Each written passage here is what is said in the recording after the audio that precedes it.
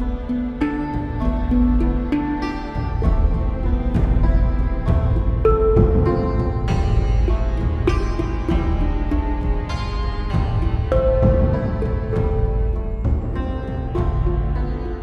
everybody, and welcome to the FoundryCast Reviews. I'm Zach, and today we're going to be looking at Onitama.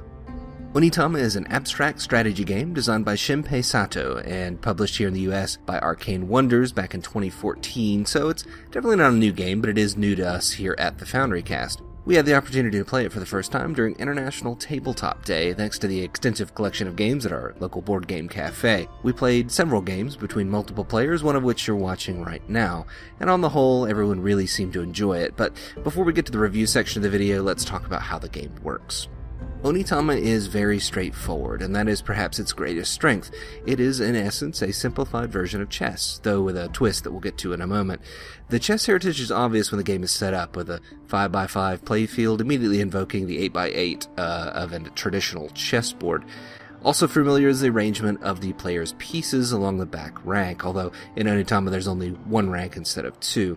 Each player controls 5 pieces. In the center is the player's master, and flanking on either side, there are 4 students. The master fills the role of the king. One of the 2 ways to win is to capture the other player's master. Now at this point, the twists in the rules start to appear, and we start to see some of the deviations from traditional chess. The first big change is a second win condition. A player claims victory if they're able to move their master onto the square in which their opponent's master started. So not only are you attempting to protect your pieces during the game, but it's also imperative that you protect your territory as well. The second major twist in the rules comes in the form of piece movement. Instead of each piece having an assigned move, like in chess, all the pieces in Onitama share the same moves. Now the real trick is how those moves are determined. Onitama comes with a set of cards, and at the start of each game the players shuffle and draw 5 of these cards. 2 are given to each player at the start, and the 5th is set to the side of the board.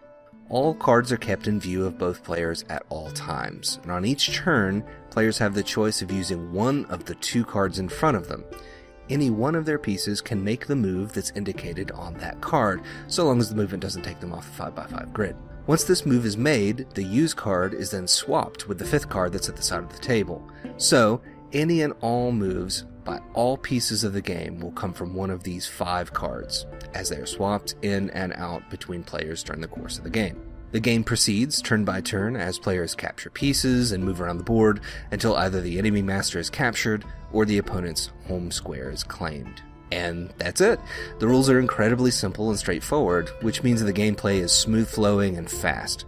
Games don't last longer than about 10 minutes unless you've got 2 very deliberate players. This speed and simplicity make Onitama an extremely approachable game. Most people understand at least the basic concept of chess, and those same concepts are applied here in a more engaging way for a novice player. The real hidden advantage of Onitama, though, is in the depth. Game shelves are ripe with simple games that are easy to learn and fast to play, but I find that usually you're going to get pretty much everything those games have to offer pretty quickly, and so repeated plays can get pretty boring pretty fast. In Onitama, though, because of the random draw of the movement cards, while the rules stay the same, the options present to the players vary with each game. That means that you're really being offered a nice depth of replayability, certainly more than appears at first glance. The other thing I really like about Onitama is that it also serves as a training device for chess. In chess, the key to high-level play is looking at the board, finding future options, and predicting what your opponent's going to do and how you're going to respond. Being good at chess means thinking multiple moves ahead.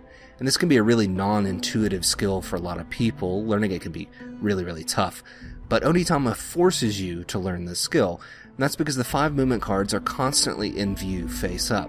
At any given moment, you're looking over and seeing the 2 immediate options that your opponent has, and as you start to take those into consideration, you then start to think about the 5th card at the side, and how your opponent might take that and use it. And then you start considering how your opponent might use one of your cards if you were to trade it out and they had access to it.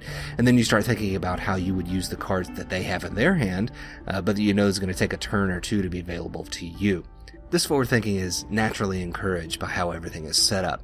Yes, the rules are a simplified version of chess, but unlike in chess where most players are overwhelmed by the sheer number of options before them, Onitama limits your options and constantly reminds you what they are.